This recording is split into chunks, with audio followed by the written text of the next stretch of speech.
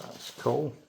Yeah, so we build that, and so now what we can do is we can flex between this arousal up, so we can actually help him as a game. We can help him go, right, we're going to jazz him up by playing with the toy.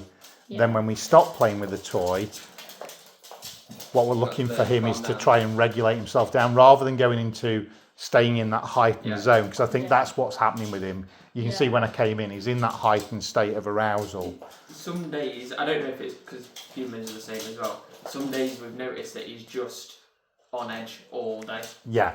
And that could be because of, I mean, with Bliss at the moment, we've got a fox that's coming into our garden, and so when she runs out, she's picking up the scent of the fox. So again, that's it, well done. So you just pop that over there, and that scent is just, she's running out, and you can see that she's something novel's coming to the garden. She's running around sniffing it. I can, and sadly it's bloody crapping in the back garden, so I can, you know, if you fox poo really stinks, so I can go and clear it up, move her out, and then I just walk around with her and just slow her down, and then she calms down. So I go through the calming protocol even with that, but this is new, which is why it's creating that new and novel experience. Is it worth, you know, for the I don't know, the requirements of it, is it worth me doing it sometimes when he's not in the crate? Yeah, you want to do it in all situations. It doesn't always have to go to his crate, right? The crate is just one aspect. But, you know, because, you know, the crate is, you know, we want, when we think about the crate, I always go, if I make the crate a trigger for all things fun, then the dog's always going to want to go in the crate, because it's like all of a sudden the crate triggers what's happening. So here what we've done is, instead of him barking and jumping up at you to get the toy, which we then wait for that moment of calmness, he's actually given us probably half a minute of calmness, and then we've played.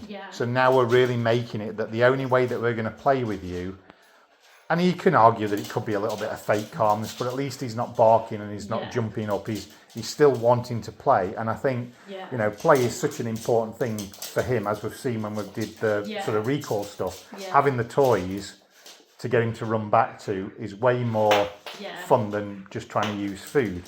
So and then also, this is a great one, when he's focused on the toy, this is where you can really build in those handling skills. Again, so you can then start, you know, putting the hands up to pick him up and do various bits and pieces.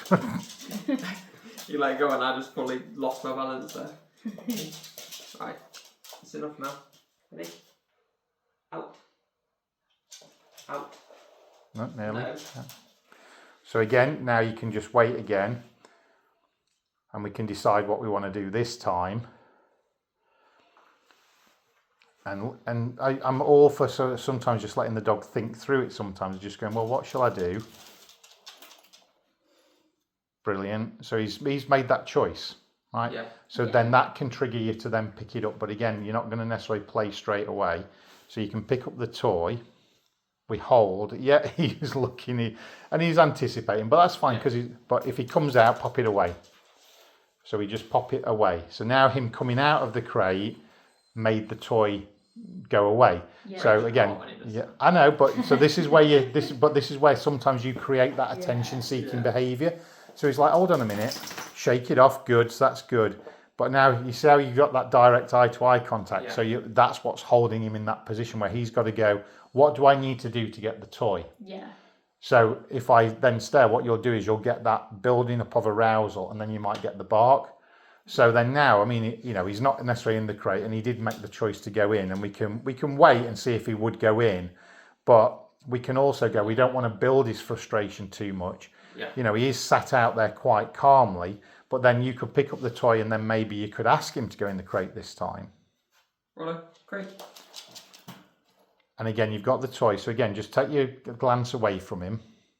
So again, just trying to, you have this tendency to just, I know. So again, we're just going to hold there. So he's come out.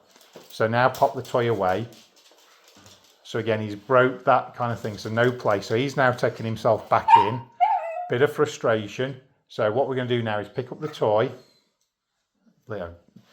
Yeah, sorry, pick it up. Let him see it. So he's come out, pop it away. So again, we've got So now we've pushed him into that frustration zone, but this is fine. So don't worry about this. We'll just work through it and him going. Now he's trying to get you to go and pick up that toy. Yeah. This is where you work out that we know what his tolerance was at that moment.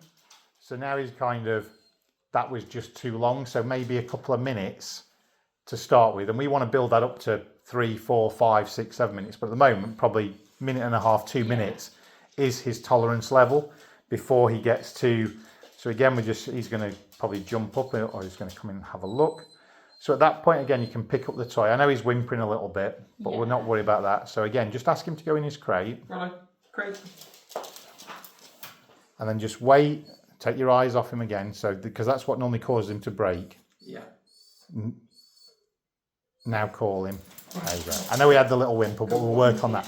But what we did then is, because the moment that you're taking your eyes off him, he's almost bringing himself out the crate. Yeah. It's almost like your glance away is the prompt for him to come out. Yeah. But and I inadvertently told him that. Yeah, but these are the inadvertent reward loops that we don't know that we're doing as owners and what have you, because they're inadvertent, right? That's hence the reason. Yeah. It's not a problem.